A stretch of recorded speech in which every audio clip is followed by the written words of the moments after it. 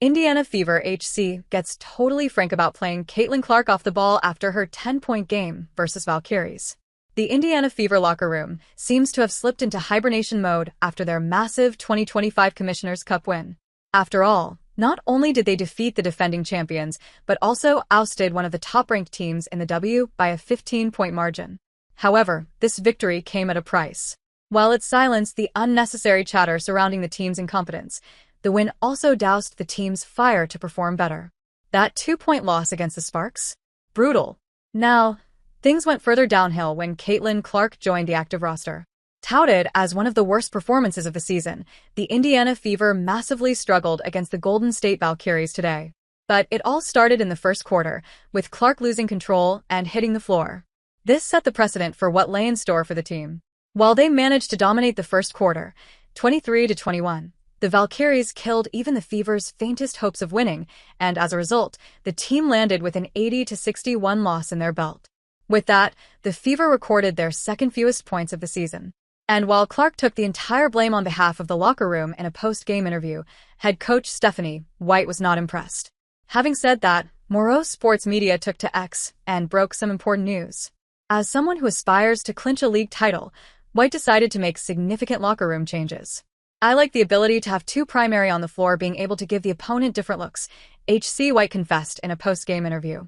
Quite frankly for C, especially not having to have her play under duress 94 feet.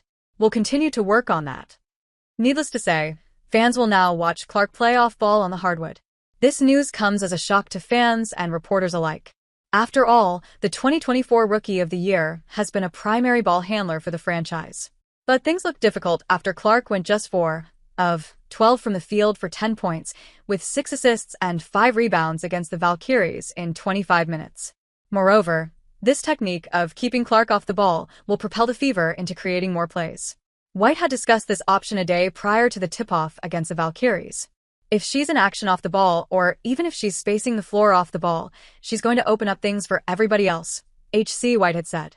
With all eyes on Clark, can the 23-year-old break the losing streak to bring the Fever on track? That remains to be seen. But one is clear. Her absence was felt throughout. Stephanie White had felt the absence of Caitlin Clark. "I don't know where we're going to be, because Caitlin hasn't been on the floor. That's obviously a huge piece for us and what we do," the head coach of the Indiana Fever had said. As a primary ball handler, Caitlin Clark was the driving factor for the team's victory. But when she was sidelined for the second time, it was a huge hit to the roster. While the team displayed an inconsistent gameplay during Clark's earliest regular game absence, things were different this time. The Fever not only displayed more hunger on the hardwood, but their combined efforts and determination were enough to solidify the team as the 2025 Commissioner's Cup champions. Needless to say, the Indiana Fever battled against two top-ranked teams in Minnesota Lynx and the Las Vegas Aces and emerged victorious. However, the team started losing patience as Clark's tenure on the bench kept increasing. While the locker room managed an impressive 2-game streak, they fell into a slump without Clark.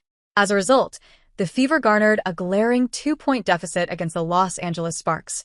With another 2-game losing streak in their belt, can Caitlin Clark transform the fate of the Indiana Fever and bring the team on track?